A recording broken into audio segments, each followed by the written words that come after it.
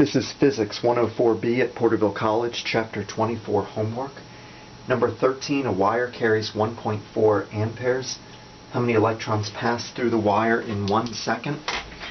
We have current equals charge divided by time. We're going to figure out how much charge passes through in a second. So charge equals current times time. 1.5 amperes times 1 second is 1.5 coulombs. Then we want to convert coulombs to electrons. So 1.5 coulombs divided by 1.6 times 10 to the negative 19 coulombs for each electron. And we get 9.4 times 10 to the 18th. Number 16, 10 amperes in the copper wire. What's the corresponding current density? So we have the radius given here. Current density is current divided by the cross-sectional area, which is going to be, for a circular wire, pi r squared.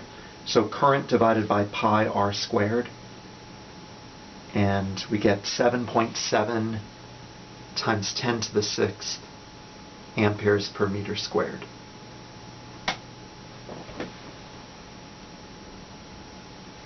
Number 17, given the electric field in millivolts per meter, find the current density in the wire.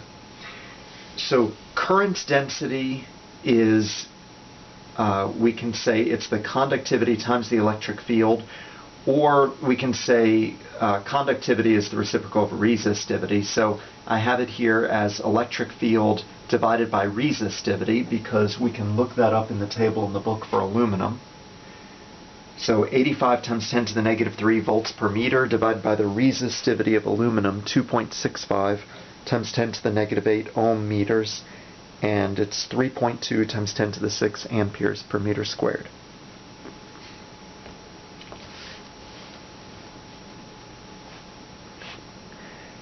Number 19, cylindrical tube of seawater.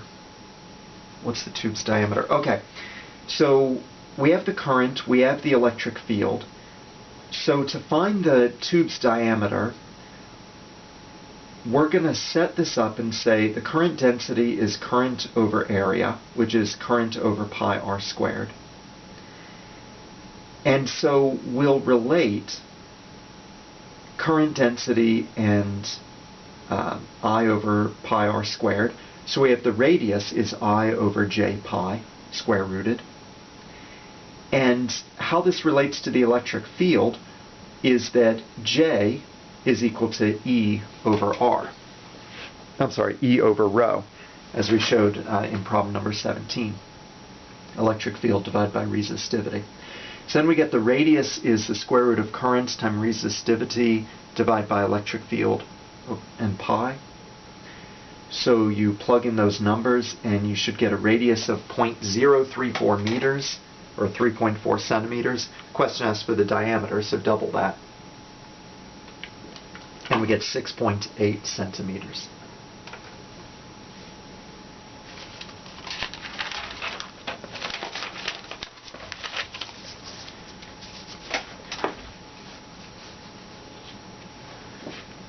Number 23.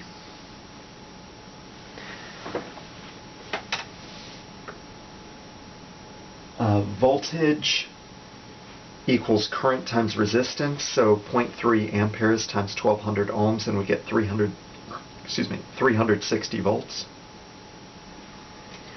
Number 29 relates power to current, and what is the voltage, what is the resistance? So we use this equation, power equals current times voltage.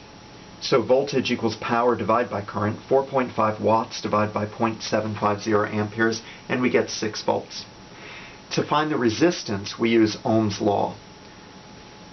So resistance equals volts divided by amperes, 6 volts divided by 0.75 amperes, and we get 8 ohms.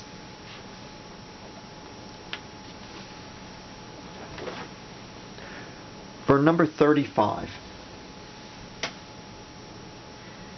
we have a resistance. We want to know current for 12 volts.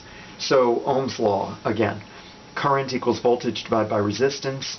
So it comes out to be 1.2 times 10 to the negative 4 amps. That's 0.12 milliamperes. That is below the threshold of feeling, so you could not feel it. But keep in mind, just a warning, that's assuming 10 to the 5th power ohms with dry skin. When your skin is wet, that significantly goes down by 2 or 3 orders of magnitude, which could lead to a lethal current.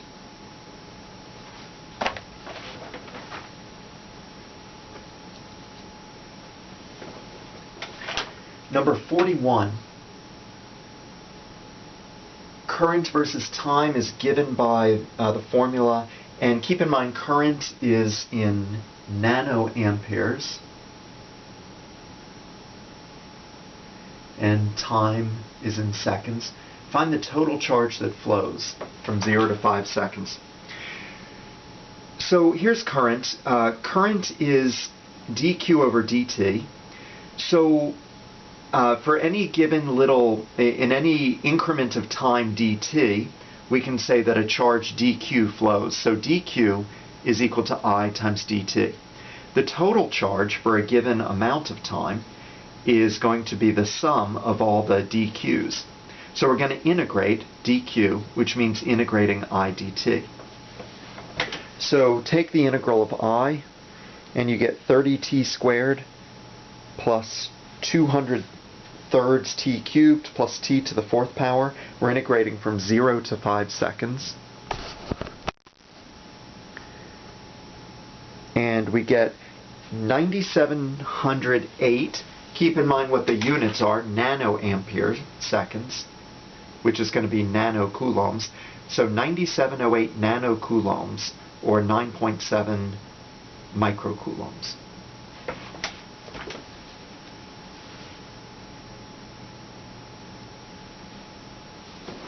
Number 58, we have power equals heat divided by time, which, remembering back to our thermodynamics lessons, the heat to raise the temperature of water, that's going to be mc delta T over T. Mass times the specific heat times the change in temperature divided, then divide by time will give us power. So 0.25 kilograms times 4184 joules per kilogram Celsius degree, that's the specific heat of water, times, we're raising it 90 Celsius degrees, that's 100 minus 10. That, the numerator will give us the heat in joules, dividing by 85 seconds, and the time will give us watts, so 1108 watts. Part B asks for the resistance, and resistance is V squared divided by P. So 120 volts squared divided by 1108 watts, and that gives 13 ohms.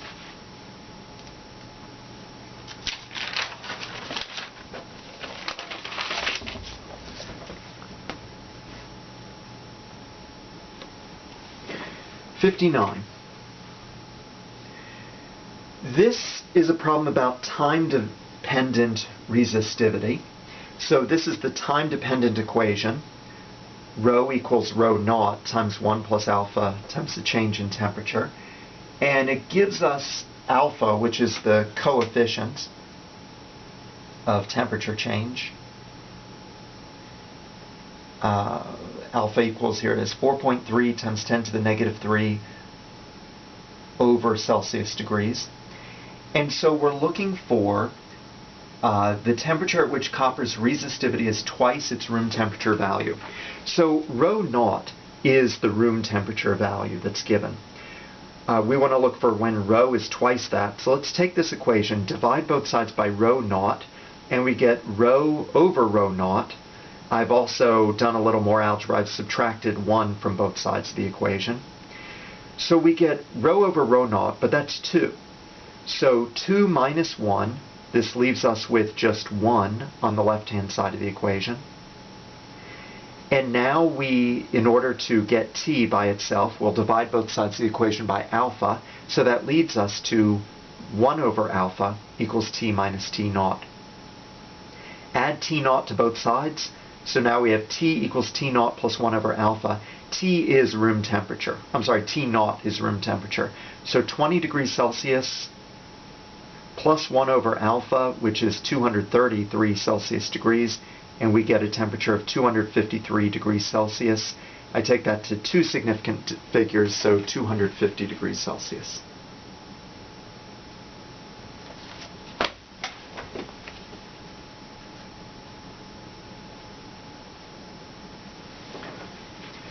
Number 63. I've drawn a diagram of, for the particle beam, the current density. It says that it's at its maximum at the center, J naught, and it's at its minimum when it's on the edges. It says to half that value at the edges. So when we're up at A, or down here, it's at 1/2 J naught. We know that the current is the integral of J dot dA. We need a formula for J. And so you come over here to the right-hand side. Excuse me, this is a little bit of algebra right here. If you look at a graph, we're trying to, again, come up with a formula. What is J as a function of radius r? So when radius is 0, or when you're at r equals 0, it's J naught. When you're out at A, the current density is 1/2 J naught. And so thinking back to just basic algebra, how do we make an equation, a linear equation, out of these two data points? We say J equals the y-intercept, which is J naught up here, plus the slope times r. And what is the slope? Rise over run. So between these 2 points, rise is negative 1/2 J naught. That's how much it went down. And the run is A. So rise over run is negative 1/2 J naught divided by A. Now we clean that up and we get a formula. J equals J naught minus J naught R over 2A. Okay, we'll come back to that. We want to integrate not with respect to A, the cross-sectional area, but with respect to R. So if we think about, we're looking head-on at the beam, the particle beam, dA is the area of, we'll break it down into these little infinitesimally wide rings. dA is the area of one of these rings. The area of one of these rings, if you can imagine taking it and uncurling it so that it makes a rectangle, the area of this ring, which we'll call is dA, is the length of, after we've uncurled it, the length of the rectangle will be 2 pi r, and its height is dr. So dA is 2 pi r dr. So when we go back to this integral formula and plug things in, for J, we're going to have the formula we got here for J. And for dA, we're going to replace it with 2 pi r dr. Now let's do that.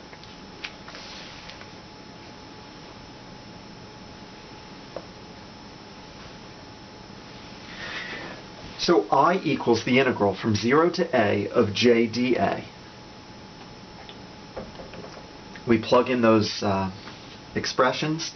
So J naught minus J naught R over 2A. dA becomes 2 pi r dr. Then we integrate from there. What I've done is I'm separating it up into two integrals. So I distribute 2 pi r. So this first term is 2 pi r J naught minus J naught R squared pi over A. As I separate it up into two separate integrals, and I bring all the constants out to the left of each integral, this one becomes 2 pi J naught times the integral of r dr, minus the second one is J naught pi over A times the integral of r squared dr. Integrating this first integral, r dr, becomes 1/2 r squared. The second integral, that is r squared, becomes 1/3 r cubed. So we're left with the first integral, the total value becomes J naught pi A squared.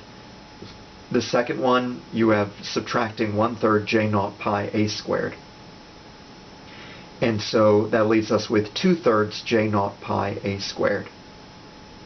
Now we can then take pi a squared as the cross-sectional area of the beam and then say it equals to 2/3 J naught times the area A.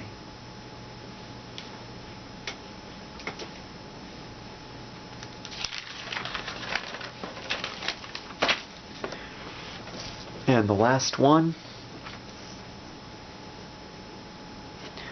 number 64, this cylindrical resistor, it gives the dimensions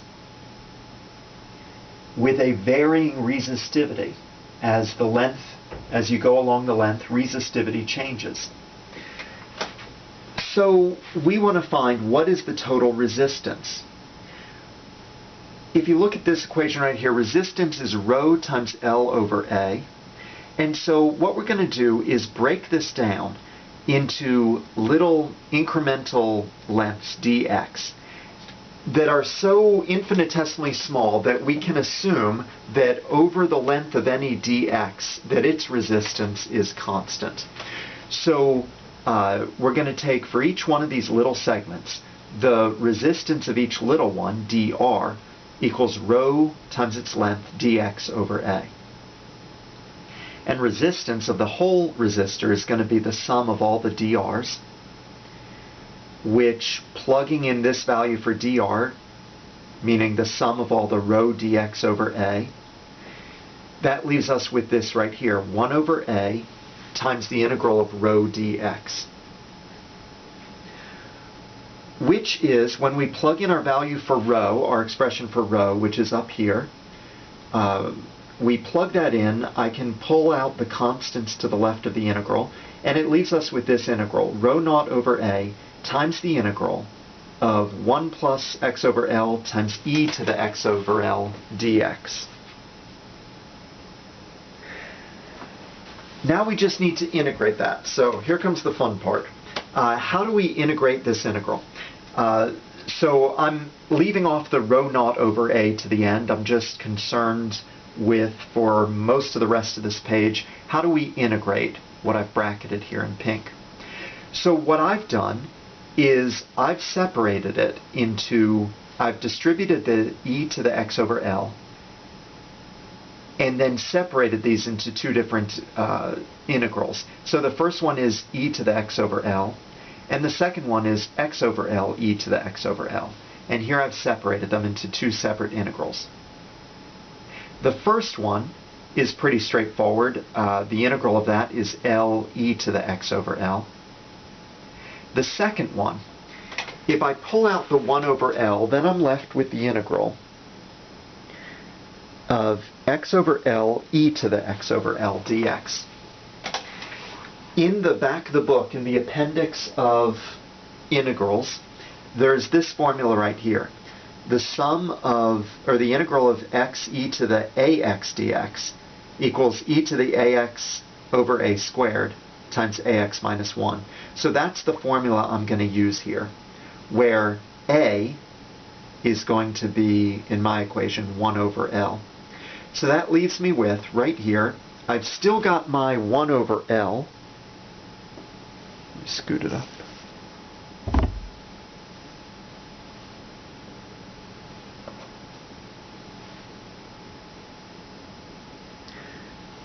All right, how's that? Looks great. Okay, we've still got our 1 over L, but now plugging in this integral, that becomes L squared e to the x over L times x over L minus 1. Now we clean that up, and it becomes L e to the x over L, that was the first integral, plus this cleaned up, the second integral, is x e to the x over L minus L e to the x over L. So this first term and third term cancel out, and we're left with x e to the x over L integrating from 0 to L. And that should leave you with LE. Now the resistance, what I've done, starting here again in the blue ink, Resistance is, remember that R naught over A that I left off at the top of the page? Well, it's that times the integral, which is LE, so now we'll put them back together, and we get resistance is R naught over A times LE. A is the cross-sectional area. Let's replace that with the radius, so we have R naught LE over pi r squared. We plug in these numbers. Remember that E is not the charge of an electron, the elementary charge. For this, E is the base of a natural logarithm, about 2.718. So we plug in those numbers and get a resistance of 5 ohms.